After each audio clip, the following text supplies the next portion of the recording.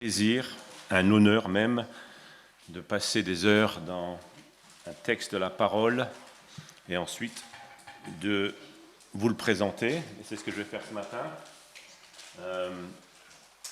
Le chant qu'on vient de chanter est vraiment parfait pour introduire ce message. Je ne sais pas si vous avez chanté avec tout votre cœur. Je me confie en toi.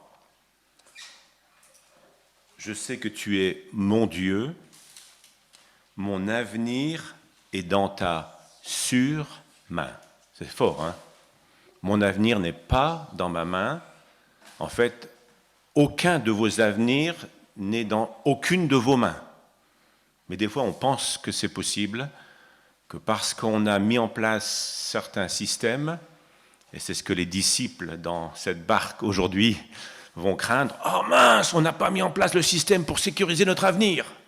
Eh bien non, notre avenir n'est pas dans notre main, elle est dans la sûre main de Dieu. C'est ce qu'on va voir ce matin. Alors, on prépare les messages différemment d'un message à l'autre, et ce message-là, pour ce message, je me suis longuement, profondément inspiré de deux sources. Certains d'entre vous vont sourire. Ça fait des mois et des mois et des mois, ça fait littéralement des centaines d'heures que je passe dans la préparation d'un livre à BLF. Donc vous savez que je travaille à BLF, et ce livre va sortir sous le format de 2 volumes, un total de plus de 800 pages. C'est le commentaire de Dominique Angers sur l'évangile de Marc.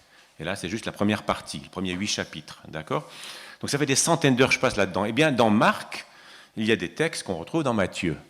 Donc je me suis lourdement inspiré de Dominique Angers pour ce message. Et l'autre source, c'est nouveau pour moi, j'ai écouté pour la première fois 2 messages d'un gars qui s'appelle Pascal Denot. Il est québécois, il a un accent mignon, à couper au couteau. Il est québécois et ils ont couvert dans leur église tout l'évangile de Matthieu en 8 ans. En 8 années. Alors c'est beaucoup plus long que nous, ils ont parti plus dans le détail, mais c'était fascinant, c'était excellent. Donc voilà, mes 2 sources principales pour ce message. Donc, mon texte ce matin, c'est Matthieu 16, versets 1 à 12. D'accord ? Alors on va le lire en 2 fois. Je vais commencer par la première partie. Donc Matthieu 16, si vous avez vos Bibles, ouvrez-les. Si vous avez vos carnets Matthieu, c'est encore mieux parce qu'il faut prendre des notes. Matthieu 16, je commence au verset 1. Les pharisiens et les sadducéens abordèrent Jésus et pour le mettre à l'épreuve, lui demandèrent de leur faire voir un signe venant du ciel. Jésus leur répondit, « Le soir vous dites, il fera beau, car le ciel est rouge.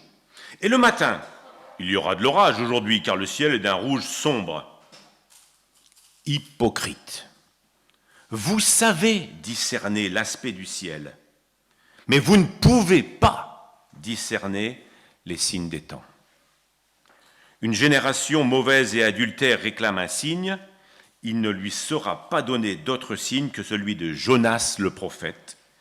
Puis il les quitta et s'en alla. Première partie de mon texte. Très, très, très beau texte. Pourquoi un beau texte ? Je vous l'explique. Donc, dans le texte d'aujourd'hui, ça c'est la première partie, il y aura 2 rencontres. Première rencontre, c'est celle-ci, c'est la rencontre de Jésus et ce qu'on appelle les pharisiens et les sadducéens qui viennent voir, en fait, c'est une rencontre avec ce qu'on appelle j'appellerais des non-disciples. La deuxième rencontre sera, vous pouvez le deviner, avec des disciples, le groupe proche de Jésus. La première rencontre, c'est avec des faux chercheurs. Vous allez voir des gens qui prétendent qu'ils sont intéressés par Jésus, mais en fait, ils ne le sont absolument pas. Et l'autre, c'est une rencontre sur une barque. Ce n'est pas la seule rencontre de Jésus avec ses disciples sur une barque, et vous allez voir les conséquences de la discussion entre Jésus et ses disciples. Alors, première rencontre. Les pharisiens et les sadducéens abordèrent Jésus, et pour le mettre à l'épreuve, lui demandèrent de leur faire voir un signe venant du ciel. Donc un groupe de personnes s'approche de Jésus. Et c'est bien. C'est bien de venir à Jésus, de s'approcher, de vouloir dialoguer avec lui, de pouvoir discuter avec Jésus sur les sujets de la foi.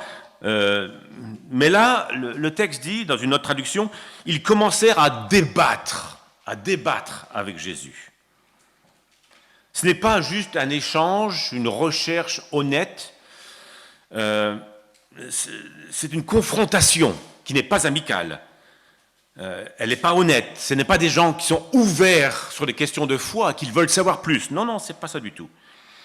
Ils demandent à Jésus un signe venant du ciel, un signe miraculeux. Ils veulent en fait une preuve, un signe que Jésus vient effectivement de Dieu et qu'il a donc autorité sur leur vie. Qu'est-ce que tu es, Jésus, que tu as le droit de me dire quelque chose d'important sur ma vie? Quelle autorité tu as? Montre-moi un signe qui vient du ciel. En fait, ils demandent, on pourrait appeler ça un signe d'authentification. Voilà. Quelle preuve j'ai? Quelque chose qui confirme, sans l'ombre d'un doute, voilà, que c'est clair, Jésus vient de Dieu, il est le Messie promis, il est l'envoyé de Dieu. Mais Matthieu ajoute dans son texte, c'était pour le mettre à l'épreuve. D'autres traductions, c'était pour le tenter, pour le faire tomber. D'autres traductions disent pour lui tendre un piège. Donc c'est pas honnête. Si vous vous rappelez, on a vu dans Matthieu 4 que Jésus avait été conduit dans le désert pour être mis à l'épreuve par le diable, pour être tenté par le diable. C'est le même terme ici, c'est le même mot utilisé. On avait aussi vu dans Matthieu 12 que les pharisiens avaient interpellé Jésus en disant « Ah, mais tous les miracles qu'il fait là, c'est par la puissance du diable. » Donc ils avaient interpellé Jésus en disant « Mais tu n'es pas de Dieu, toi, tu viens du diable. » Eh bien, ici, dans ce texte, les pharisiens deviennent en fait les assistants du diable. Ils vont tenter Jésus, ils vont essayer de le piéger, ils vont essayer de le faire tomber. En fait, c'est clair, ils ne recherchent pas la vérité, comme nous serions tous censés faire. Ils ne recherchent pas la vérité, ils ne sont pas intéressés par la vérité, ils ne veulent pas mieux comprendre Jésus. Ils sont de mauvaise foi et ils ne recherchent pas de bonnes réponses à leurs vraies questions, non. Alors que leur répond Jésus? Verset 2. Jésus leur répondit, « Le soir, vous dites, il fera beau, car le ciel est rouge. Et le matin, vous dites, oh, il y aura de l'orage aujourd'hui, car le ciel est d'un rouge sombre. Hypocrite, vous savez discerner l'aspect du ciel, mais vous ne pouvez pas discerner les signes des temps. » Alors, avant d'étudier ce que Jésus répond, qui est vraiment très intéressant ici à ces gens, j'aimerais faire une remarque sur un petit complément d'information qu'on retrouve dans Marc. Donc dans Marc, ce récit-là se retrouve dans l'évangile de Marc. Il se retrouve, mais Marc ajoute une petite information supplémentaire. Donc je lis le texte dans Marc 8, versets 11 à 12. « Les pharisiens arrivèrent, se mirent à discuter avec Jésus, et pour le mettre à l'épreuve, donc tout ça c'est pareil, ils lui demandèrent un signe venant du ciel, c'est pareil. Verset 12, Marc ajoute, « Jésus soupira profondément dans son esprit et répondit. » C'est intéressant. Jésus poussa un profond soupir intérieur. Et comme s'il a secoué la tête, j'imagine. Un profond soupir qui exprime sa consternation, sa tristesse, peut-être même sa colère devant ce type de questions. Pour vous aider, imagine la scène suivante. Vous avez, comme moi, vu probablement des parties importantes des Jeux Olympiques cet été. Imaginez la scène. Léon Marchand vient de gagner sa 4e médaille d'or. Et vous descendez près de la piscine. Et vous allez l'interpeller. Et vous dites, Léon, est-ce que tu pourrais me prouver que tu sais nager vite? Qu'est-ce qu'il dirait? Teddy Riner, il vient de gagner sa médaille d'or d'une manière phénoménale. Vous descendez près du tapis et vous dites, Teddy, est-ce que tu pourrais me prouver que tu sais prendre quelqu'un et le balancer au-dessus de ta tête? C'est ça, hein? Pendant les 15 premiers chapitres de Matthieu, Jésus démontre d'une manière magistrale qu'il vient de Dieu, qu'il a la puissance de Dieu, qu'il a les paroles de Dieu, qu'il a l'autorité de Dieu. Il chasse des démons, il nourrit des foules, il guérit des malades. Hé Jésus, est-ce que tu pourrais faire un signe encore pour nous prouver que tu viens de Dieu? C'est ça, hein? C'est ça qui se passe ici. Alors voilà ensuite ce que Jésus leur dit. Le soir vous dites, il interpelle les pharisiens, le soir vous dites, oh il fera beau. Vous voyez le ciel, la couleur du ciel, les nuages, vous savez lire. Grâce à vos capacités naturelles, vous êtes capable de regarder le ciel et de bien prévoir la météo. Vous comprenez comment fonctionne le monde que Dieu a créé. Peut-être que tu es un grand chercheur et tu sais découvrir les mécanismes du corps humain. Voilà, avec ta tête, ça fonctionne bien. Peut-être qu'on peut être un astronome et comprendre comment fonctionnent les planètes et les galaxies. Ouais, la tête fonctionne bien. On peut même mettre un prix Nobel et en même temps être complètement aveugle spirituellement. C'est ça que Jésus dit ici. Vous comprenez très bien.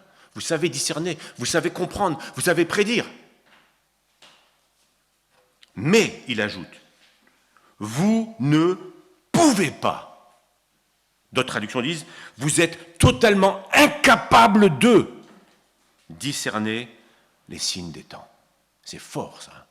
Donc, il reconnaît, Jésus, ses capacités naturelles, normales, humaines, et les capacités spirituelles, qui sont deux. Vos capacités naturelles fonctionnent bien, mais néanmoins, vous ne pouvez pas. Et comme on l'a lu dans le psaume 95, le monde entier a été créé par Dieu afin de diriger, d'orienter les pensées, les regards humains vers le Créateur. Hein, le monde, c'est ça, hein, le monde entier pointe. Il y a des signes partout. Si on regarde, si on voit, si on n'est pas aveugle, si on voit, il y a des signes qui pointent constamment vers Dieu. La création raconte, comme dit la Bible, raconte la gloire de Dieu. Mais les gens sont fous. Ils regardent, je ne sais pas, ils regardent ce pupitre et ils disent « Wow, c'est venu tout seul. J'ai trouvé ça dans la terre. Ça s'est formé d'elle-même à travers des millions d'années par des minéraux qui se sont agglutinés. Et regarde ce que ça a donné. » Ils sont fous. Ils sont totalement fous. En fait, par sa réponse, Jésus indique simplement un état de fait. Capacité naturelle humaine ne va pas automatiquement de pair avec capacité spirituelle. Ça veut dire comprendre les choses de Dieu. Car depuis la chute, ce qu'on appelle la chute, depuis Adam et Ève dans le jardin d'Éden, depuis cette rébellion de nos arrière-grands-parents, le péché est entré dans le monde et notre intelligence spirituelle a été complètement obscurcie. C'est ce que dit la Bible, complètement obscurcie. Les hommes sont spirituellement aveugles. Ils sont aliénés, ils sont endurcis. En conséquence, logiquement, Jésus leur dit, vous savez discerner l'aspect du ciel, mais vous ne pouvez pas, vous êtes incapables de discerner les signes des temps. C'est quoi ces signes des temps? Qu'est-ce qu'ils étaient censés discerner? C'est très simple. Matthieu, comme je l'ai dit, pendant 15 chapitres, il répète et il répète, il répète cette expression afin que s'accomplisse ce que les prophètes avaient prédit. Jésus est l'accomplissement des prophètes. Ces pharisiens, des gens qui connaissaient presque par cœur, j'allais dire, toute la Bible, toute la loi de l'Ancien Testament, auraient dû voir, wow, mais Jésus, c'est l'accomplissement de la loi, c'est le Messie promis. Ils ne le voyaient pas. Et puis, Jésus fait plein de miracles. Et tous ces signes devraient pointer vers une direction. Mais il est l'envoyé de Dieu. Il est celui qu'on attendait. Il est le Messie. Non, il ne le voit pas. Si je suis spirituellement aveugle, je ne vois pas. Et je ne peux pas voir. Jésus enseigne avec autorité. Jésus guérit les malades. Jésus guérit, il délivre les gens qui sont possédés par le diable. Il nourrit des foules avec quelques pains. C'est Dieu qui est venu sur terre et qui marchait parmi eux. Mais ils ne le voient pas. Ils ne peuvent pas discerner les signes des temps. Et Jésus poursuit. Verset 4. Une génération mauvaise et adultère réclame un signe. Il ne lui sera pas donné d'autre signe que celui de Jonas le prophète. Qu'est-ce que Jésus veut dire par ça? Alors d'abord, une génération mauvaise et adultère. Ça, c'est une référence, pour ceux qui connaissent la Bible, directe au peuple d'Israël dans l'Ancien Testament. Ils sont appelés une génération de rebelles, une génération mauvaise, une génération adultère dans le sens que, sans arrêt, ils quittent Dieu pour aller adorer d'autres dieux, des faux dieux. Dieu les appelle des adultères à ce niveau-là. C'est vraiment une référence à la génération de Juifs que Dieu a délivrés de l'esclavage en Égypte. Ils ont vu les miracles de Dieu, la puissance de Dieu en action. Ils ont entendu la voix de Dieu. Mais leur cœur était rebelle, ils n'ont pas voulu faire confiance en Dieu. On l'a lu dans le psaume 95. « Vos ancêtres m'ont provoqué, ils m'ont mis à l'épreuve, bien qu'ils m'aient vu agir. » C'est cette génération-là à laquelle Jésus fait référence. Ils ont demandé, eux aussi, plus de signes, plus de preuves. Psaume 78, 19 dit « Ils ont parlé contre Dieu en disant « Est-ce que Dieu est vraiment capable de nous donner à manger dans le désert ?» C'est exactement ce qui se passe ici avec les pharisiens. « Donne-nous un signe pour nous prouver que tu es capable de nager vite, d'avoir autorité sur ma vie. Est-ce que tu es vraiment capable ?» Et Jésus de conclure, « Il ne lui sera pas donné d'autre signe que celui de Jonas, le prophète. » Qu'est-ce que Jésus veut dire par ça? Pourquoi cette référence à Jonas? Jonas, c'est le poisson. On connaît cette histoire. Hein? Eh bien, ce n'est pas la première fois, pour vous qui suivez Matthieu ici dans l'Église, ce n'est pas la première fois que Matthieu fait référence à Jonas. Et la première fois qu'il a fait référence à Jonas, il a expliqué ce qu'il voulait dire. Donc là, il ne l'explique pas. Simplement, Jésus lui dit, allez lire Jonas. Vous vous rappelez, dans le chapitre 12 de Matthieu, on avait lu, verset 39, même situation où, paf, une altercation avec des gens qui ne sont pas vraiment sincères. Jésus leur répondit, « Une génération mauvaise et adultère réclame un signe miraculeux. Il ne lui sera donné d'autre signe que celui du prophète Jonas. En effet, et là il y a l'explication dans Matthieu 12, en effet, de même que Jonas fut 3 jours et 3 nuits dans le ventre d'un grand poisson, de même, le Fils de l'homme sera 3 jours et 3 nuits dans la terre. Lors du jugement, les habitants de Ninive se lèveront avec cette génération et la condamneront parce qu'ils ont changé d'attitude ou ils se sont repentis à la prédication de Jonas. » Voilà, ça c'est la première fois que le texte est cité par Matthieu. Il donne l'explication. Ici, il dit simplement, il ne lui sera pas donné d'autre signe que le prophète Jonas. Référence, j'ai déjà faite avant. Il demande un signe. Et Jésus leur répond, non, pas de miracle supplémentaire. Allez relire votre Bible. C'est ça qu'il leur dit. Hein. Allez relire l'histoire du prophète Jonas, qui est resté 3 jours et 3 nuits dans le ventre d'un poisson, avant de retourner à la vie sur la terre. Et ce Jonas était on appelle ça un type, une typologie de Jésus, qui lui aussi allait bientôt, dans quelques mois, se trouver 3 jours et 3 nuits dans le ventre de la terre, avant de ressusciter. En fait, Jésus dit, allez relire votre Bible et vous rendre compte que le Messie que je suis, eh bien, Jonas l'avait déjà présenté. Et ce Messie, il va mourir pour vous et il va ressusciter.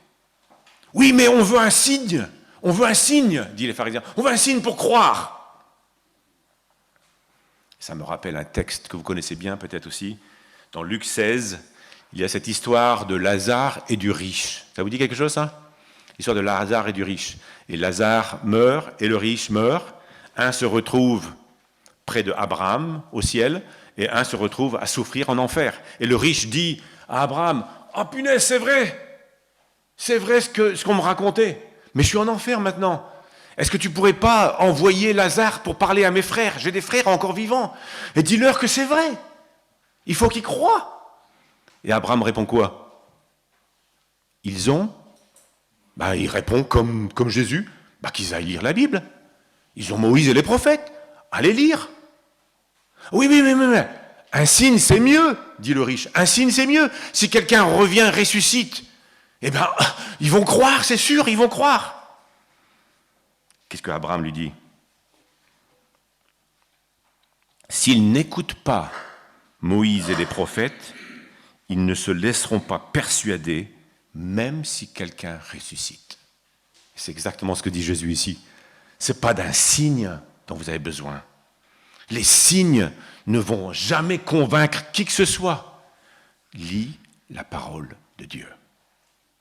Le peuple d'Israël, il a vu une multitude de signes, de miracles. Ils ont vu des choses que personne d'autre n'avait vues au niveau phénomène formidable de l'action de Dieu dans leur vie. Ils n'ont pas cru, ils n'ont pas fait confiance.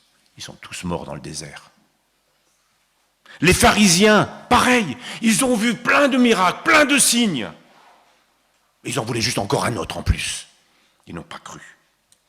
Les signes et les prodiges, les miracles, le miraculeux, ne génèrent pas la foi et la repentance. Non. Alors, qu'est-ce qui génère la foi et la repentance? La parole de Dieu. À chaque fois. Ils ont Moïse et les prophètes, va lire. Ils ont Jonas, va lire. Dieu, Abraham les renvoie à la Bible, Jésus les renvoie à la parole de Dieu. Aujourd'hui aussi, si je veux honnêtement croire, faire confiance en Jésus, ce n'est pas de signes supplémentaires dont j'ai besoin. J'ai entre mes mains la parole de Dieu, et cela suffit.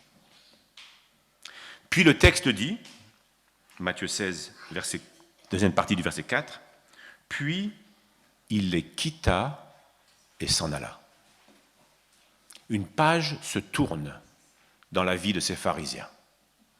Jésus s'éloigne de ces gens qui ne le cherchent pas vraiment. Ils ont eu leur chance.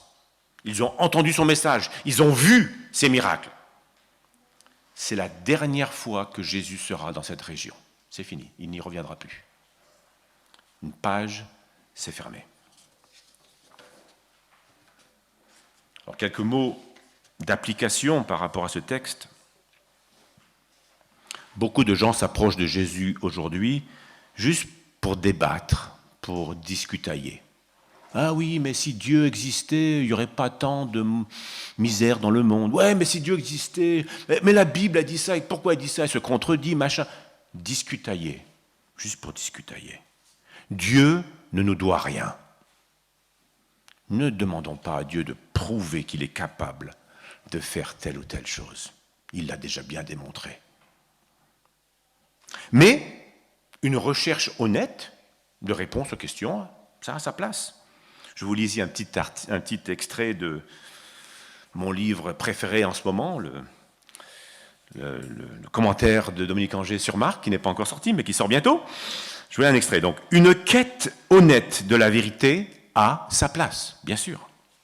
Il importe d'examiner attentivement les affirmations de Jésus et du christianisme, d'y réfléchir sérieusement, d'analyser, d'exercer son sens critique, toujours avec une attitude d'humilité et d'ouverture. Oui, ça a sa place.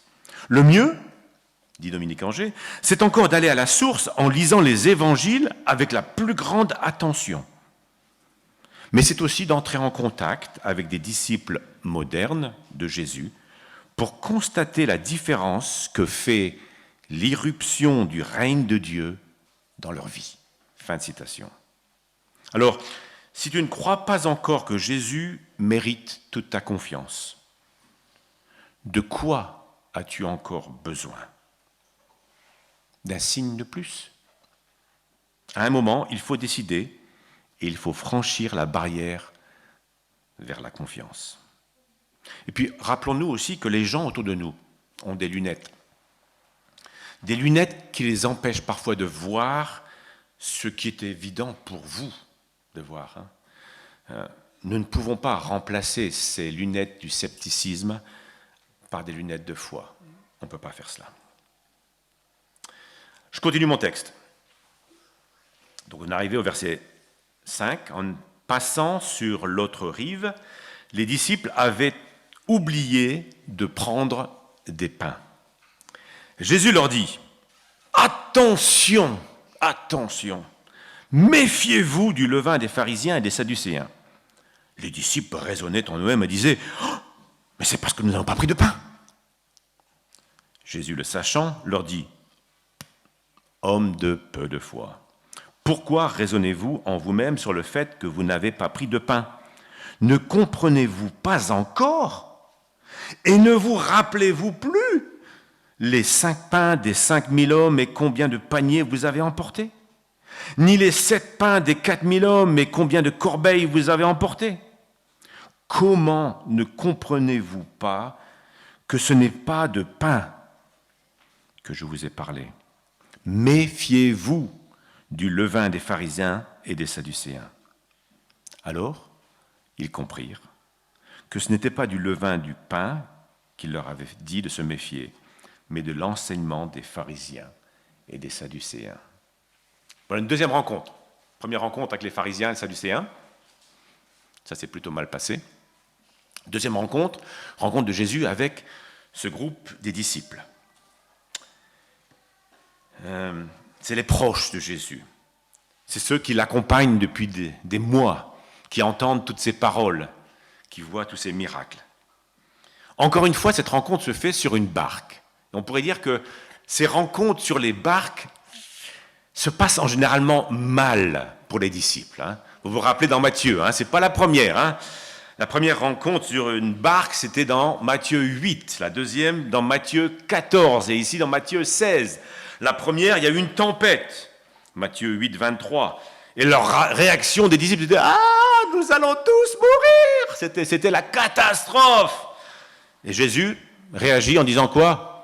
« Homme de peu de foi ». Voilà, ça c'était Matthieu 8. Matthieu 14, Jésus marche sur l'eau pour aller à leur rencontre, sur une mer qui bouge pas mal. Leur réaction, c'était quoi? C'est un fantôme! Il y a des cris, ils sont affolés, le texte dit, la frayeur les prend. Ça ne se passe pas très très bien. Pierre va finalement essayer de marcher sur l'eau, et puis bon, ça ne marche pas très bien non plus. Réaction de Jésus à Pierre, homme de peu de foi. Voilà, et voilà ici notre texte d'aujourd'hui, chapitre 16, à nouveau dans une barque, avec Jésus. Et honnêtement, ça brille pas terrible non plus. Et Jésus va réagir de la même manière au verset 8. Homme de peu de foi. Donc c'est vraiment l'histoire qui se répète et qui se répète. Chaque fois qu'ils sont sur une barque, ça tourne au vinaigre. En tout cas, dans toutes ces histoires de barques, Jésus cherche à transformer, c'est clair, la mentalité de ses disciples. Il veut les aider à voir les choses autrement. Alors, verset 5. En passant sur l'autre rive, les disciples avaient oublié de prendre du pain. Est-ce que c'est grave? Non, c'est pas grave. Ils ont quelques kilomètres à traverser. Ils arrivent de l'autre côté, ils arrivent à un village, ils auraient pu aller acheter du pain. Ils avaient des connaissances en plus, des disciples étaient de ce village-là, donc il n'y a pas de problème. Ils avaient de la famille peut-être.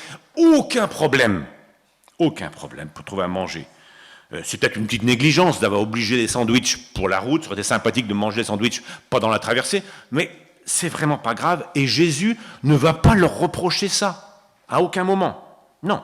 Verset 6, Jésus leur dit, donc là, alors qu'ils sont en train de penser à leur estomac, en train de dire, oh bien, on a oublié le pain, Jésus leur dit, verset 6, attention, méfiez-vous du levain des pharisiens et des sadducéens.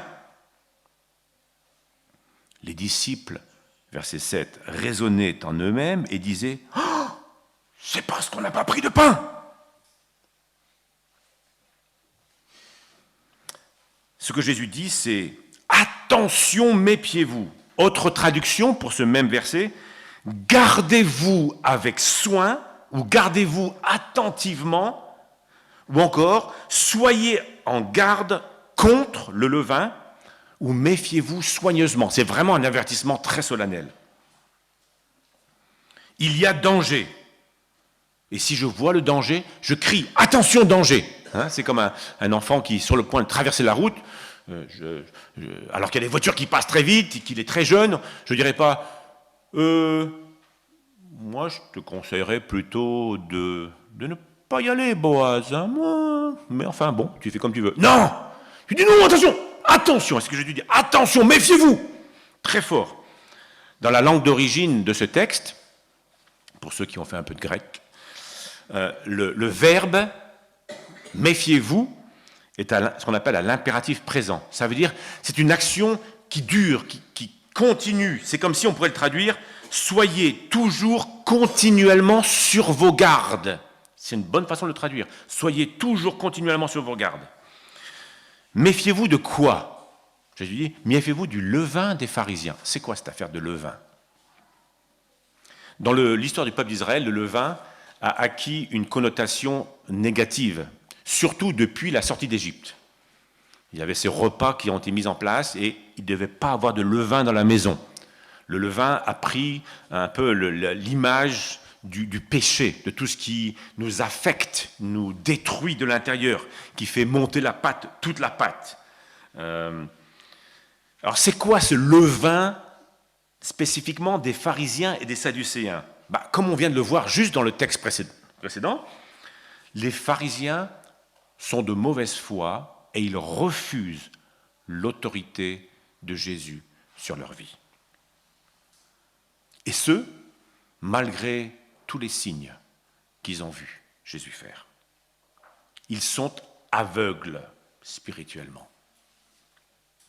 Les Sadducéens, eux, s'opposaient frontalement à Jésus. Et eux aussi refusent que Jésus ait droit de regard sur leur vie. Alors, voilà ce que Jésus leur dit, méfiez-vous d'eux. Les disciples raisonnent en eux-mêmes et disent, c'est parce qu'on n'a pas pris de pain. Une chose est claire, les disciples répondent complètement à côté de la plaque.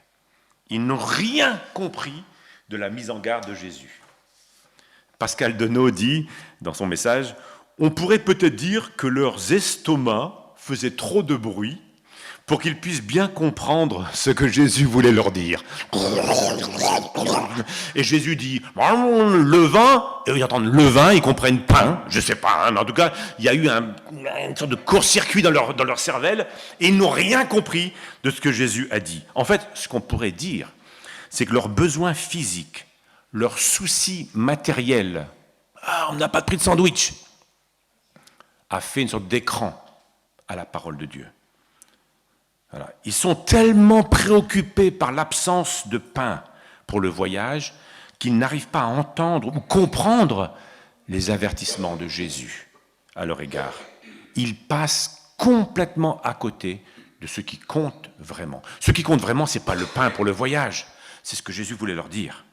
Et ça nous fait penser, on l'a étudié ensemble, à la parabole de la semence. Vous vous rappelez? Le semeur qui vient, qui sème la parole. Voilà, là, ils entendent la parole de Jésus, mais ils ne comprennent rien. Le semeur sème la parole dans les différents espaces du champ. Et dans Matthieu 13, verset 22, « Celui qui a reçu la semence parmi les ronces, c'est celui qui entend la parole. » Ils ont entendu la parole, hein. Mais les préoccupations de ce monde étouffent cette parole et la rendent infructueuse. Et des disciples ont entendu, hein. Jésus parlait, il rame. Puis eux, ils disent, on a oublié les sandwichs, on n'a pas de pain, qu'est-ce qu'on va faire? Punaise, c'est sérieux, oh la vache alors. Puis Jésus dit, soyez très... Et puis ils n'entendent pas, ils ne comprennent pas la parole. Ça ne passe pas. Honnêtement, mettez-vous à la place des disciples. S'ils avaient réfléchi 10 secondes, 15 secondes à ce qui s'était passé hier, Jésus venait de nourrir 4000 personnes avec 7 pains. 7 pains. Quel était le problème? Jésus était avec eux dans la barque. Pourquoi s'inquiéter? Oh punaise, mince, on n'a pas pris de pain, c'est pas possible, là, il va nous en vouloir. Ridicule, totalement ridicule. Jésus, le sachant, verset 8, les interpelle. Hommes de peu de foi. Pourquoi raisonnez-vous en vous-même sur le fait que vous n'avez pas pris de pain? Ça n'a aucun sens, c'est ridicule. Et après, il leur pose des questions. Ne comprenez-vous pas encore? Et ne vous rappelez-vous plus des 5 pains et des 5000 hommes? Ça, c'était la première multiplication parmi les Juifs. Et combien de paniers il vous restait? Ah oui, vous vous rappelez. Ni les 7 pains d'avant-hier avec l'autre multiplication parmi les païens. Et combien? Il restait tout plein, ouais, tout plein. Comment ne comprenez-vous pas que ce n'est pas de pain dont je vous ai parlé? C'est une réaction vraiment stupide. Vous passez tout votre temps à mes côtés. Vous voyez mes signes miraculeux à longueur de journée. Et tout ce que vous avez à dire, c'est « Ouh là là, on a oublié les sandwichs. » Ridicule. Et puis, peut-être qu'il a fait référence à la syrophénicienne d'avant-hier, qui est venue et qui avait une grande foi. Une grande foi. Jésus, oui, je vais prendre tes miettes, il n'y a pas de problème. Avoir une petite foi, ou peu de foi, c'est avoir une foi qui n'est pas centrée sur Jésus. C'est une foi qui ne prend pas suffisamment au sérieux les promesses de Dieu. Et lorsque les disciples font ça, et ça c'est grave, lorsque les disciples font ça, ils agissent comme des païens, comme des non-disciples, comme des non-chrétiens.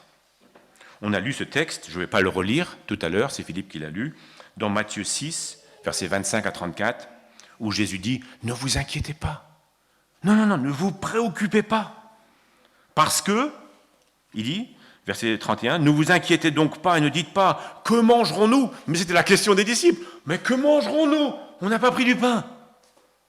Que boirons-nous? Avec quoi nous habillerons-nous » Tous les soucis liés au fait qu'on vit sur la terre. Jésus dit, en effet, verset 32, « Tout cela, ce sont les membres des autres peuples. » Ou d'autres traductions disent, « Ce sont les païens, ce sont les non-disciples. » Ce sont ceux qui ne sont pas dans ma famille. Vous êtes dans ma famille, vous êtes mes enfants. Ben, je vais prendre soin de vous, arrêtez quoi. Les autres, ils peuvent se soucier, mais pas vous. Donc quand vous agissez ainsi, quand vous vous inquiétez ainsi, vous agissez comme un non-disciple. Et c'est sérieux. Et il faut que ça change. Et c'est ce à quoi Jésus travaille. Le chrétien, le disciple de Jésus, c'est quelqu'un qui n'est pas préoccupé avant tout par les choses de la terre. L'éternité est constamment dans sa ligne de mire. Il vit aujourd'hui à la lumière de demain, à la lumière des grands lendemains. Il vit aujourd'hui à la lumière de l'éternité, chaque jour. Mais le danger nous guette. Attention au levain, dit Jésus. Attention au levain. Le danger nous guette de réfléchir, de comprendre, d'agir comme des non-disciples. De retourner à nos réflexes d'antan, du passé. Méfiez-vous, dit Jésus, attention, méfiez-vous soigneusement, constamment. Alors Jésus les interroge. Et là c'est intéressant, il leur pose plein de questions. Pourquoi raisonnez-vous ainsi? Ne comprenez-vous pas encore? Ne vous rappelez-vous pas? Ne vous rappelez-vous pas? Il fait appel à leur souvenir. Et ça, c'est pas nouveau dans la Bible. C'est partout dans la Bible. Le souvenir, garder la mémoire, se rappeler de la puissance de Dieu, de ses promesses, du chemin parcouru, c'est un aspect fondamental de la vie de tout disciple. Je suis, moi, vous savez, très, très, très fan du livre de Deutéronome. C'est un de mes livres, peut-être mon livre préféré dans l'Ancien Testament. Et dans le livre de Deutéronome, à plusieurs reprises, dans les psaumes aussi, dans Deutéronome en particulier, à plusieurs reprises, Dieu parle à son peuple et il utilise cette même expression. Lorsque tu mangeras à satiété, fais bien attention de ne pas oublier l'Éternel qui t'a fait sortir d'Égypte. Ailleurs, il dira, n'aie pas peur, souviens-toi de ce que l'Éternel ton Dieu a fait au Pharaon. Souviens-toi des grandes épreuves que tes yeux ont vues. Souviens-toi, c'est partout, c'est constamment.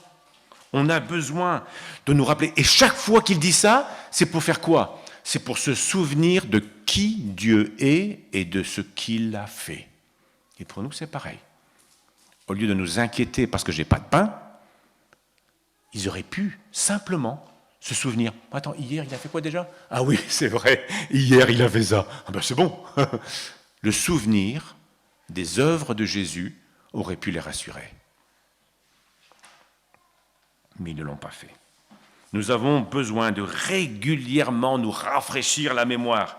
Nous avons commencé à marcher par la foi et nous devons continuer à le faire et ne pas nous laisser gagner par l'incrédulité des pharisiens et des sadducéens et leur refus de reconnaître l'autorité de Jésus sur leur vie. Alors, Jésus répète, dans la fin du verset 11, son avertissement solennel. Méfiez-vous du levain des pharisiens et des sadducéens. Donc il répète. Alors, ils comprirent que ce n'était pas du levain du pain qui leur avait dit de se méfier, mais de l'enseignement des pharisiens et des sadducéens.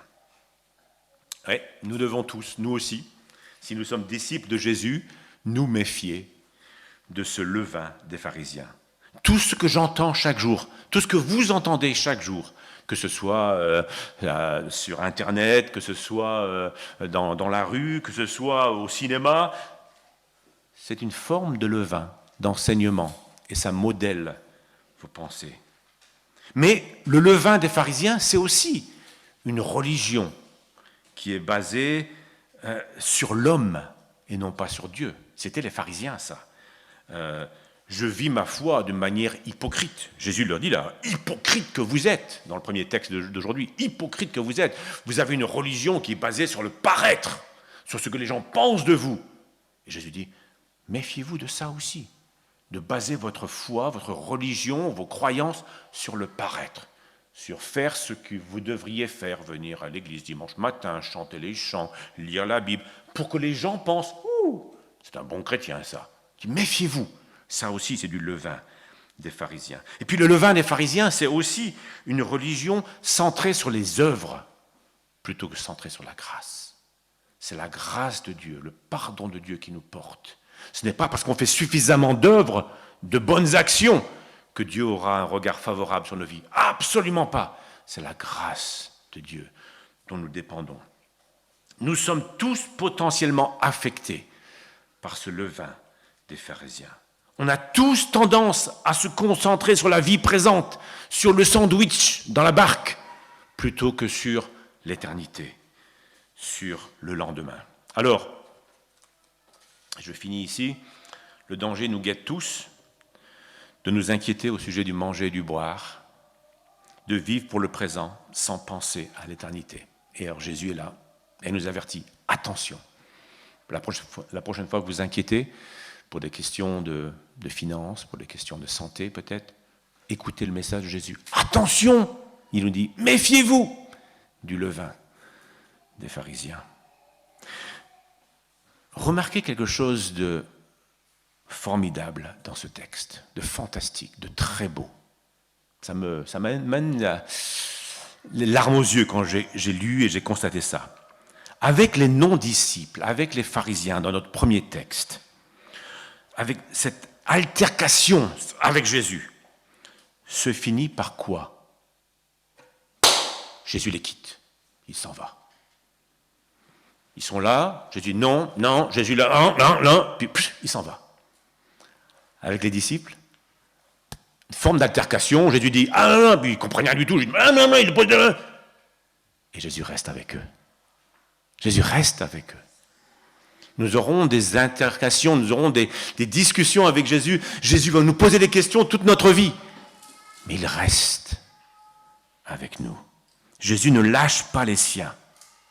Il ne lâche pas les siens jusqu'à ce qu'ils comprennent. Au début, il dit, mais vous ne comprenez pas encore. C'est ce que le texte dit. Vous ne comprenez pas encore? Le dernier verset dit quoi? Alors ils comprirent. Ah, Jésus, toute notre vie, va marcher avec nous jusqu'à ce qu'on comprenne. Ah, c'est ça que Dieu attend de moi. Ça y est, je crois que j'ai compris. Jusqu'au moment où on va encore l'oublier, Jésus va patiemment revenir dans sa grâce et nous reposer des questions. Et là, laissez Jésus vous poser des questions. Le texte, il pose plein de questions. Laissez Jésus vous poser des questions. Tu ne comprends pas encore, Philippe? Tu ne me fais pas encore confiance, Philippe? Alors, tu t'inquiètes encore pour ça, Philippe? Laissez Jésus vous poser des questions. On peut aussi dire que, en lisant ce texte, on comprend qu'on peut vivre proche de Jésus, comme les disciples, être dans la famille de Jésus, sans pour autant vraiment vivre comme des disciples de Jésus. Et parfois on a des réactions, on a des réflexions, des manières de parler, des manières de vivre les choses qui ressemblent beaucoup plus à des païens, à des non-croyants, à des non-disciples qu'à des disciples. On agit parfois comme des non-disciples. Et alors, est-ce que nous tolérons dans notre vie ces réactions de non-disciples? Lorsque nous faisons cela, nous laissons le levain des pharisiens agir en nous. Est-ce que parfois ça t'arrive de te rendre compte que Jésus est petit à tes yeux et tu oublies sa toute-puissance? Est-ce que parfois tu ne penses pas qu'il est capable d'agir dans une situation compliquée? Ouais, non, je ne suis pas sûr. Est-ce que tu ne comptes pas sur la force de Jésus chaque jour? Là, tu as laissé le levain des pharisiens transformer ta pensée. Est-ce que parfois vous donnez aux gens qui vous entourent en fait un contre-témoignage? Vous dites, ouais, moi je crois dans un Dieu tout-puissant, mais il n'est pas vraiment en train de transformer ta vie comme il devrait? Et puis encore une pensée, souvenez-vous, c'est un point important, souvenez-vous. Nous avons besoin de rafraîchir nos mémoires régulièrement. Me rappeler que moi, Philippe, j'étais un jour un orphelin spirituel. J'étais un jour un rebelle. J'étais un jour loin de Dieu. Il m'a trouvé, il m'a adopté, il m'a fait rentrer dans sa famille. Sa mort sur la croix, pour moi, c'est quelque chose d'extraordinairement merveilleux. Je dois me le rappeler, le revivre dans ma tête. Ah oui, c'est vrai, j'ai oublié, c'est vrai. Et me réjouir. Et puis pour finir, je vais vous lire un extrait, encore un extrait, de mon commentaire préféré sur ce passage. Donc Dominique Angers dit, par rapport à ce texte, « Certes, nous continuons, comme les disciples, dans notre passage, d'être incapables de rester attachés à la vérité par nos propres forces. Laissés à nous-mêmes, nous aboutissons vite à des raisonnements de type « mince, nous n'avons pas emporté de pain, que va-t-il se passer ?» Mais cela peut prendre différentes formes dans nos vies. Il fait une liste d'exemples, des situations. Qu'adviendra-t-il de moi face à ce défi financier, les finances? Est-ce que je retrouverai un emploi dans des délais raisonnables? Mes enfants feront-ils les bons choix dans la vie? On s'inquiète. Mon Église parviendra-t-elle à surmonter telle épreuve? Comment puis-je me sortir de mon état dépressif? Ce problème de santé sera-t-il résolu? On s'inquiète. Et alors Dominique Angers continue, il dit « Quel que soit le défi qui nous attend, il n'est pas plus grand que Jésus. » En fait, Jésus, qui manifeste parfaitement la présence divine, veut devenir notre source de réconfort, de stabilité, de paix et d'espérance. Arrêtons de nous focaliser sur notre propre personne et tournons les regards vers la personne de Jésus. Ne vivons plus recroquevillés sur nous-mêmes, mais levons la tête, ouvrons les yeux et contemplons notre héros. La clé n'est pas en nous, mais en lui. Voilà le beau texte de Matthieu. Deux types de groupes, les pharisiens et les sadducéens d'une part, les disciples de l'autre, deux confrontations deux façons de vivre la vie en proximité de Jésus.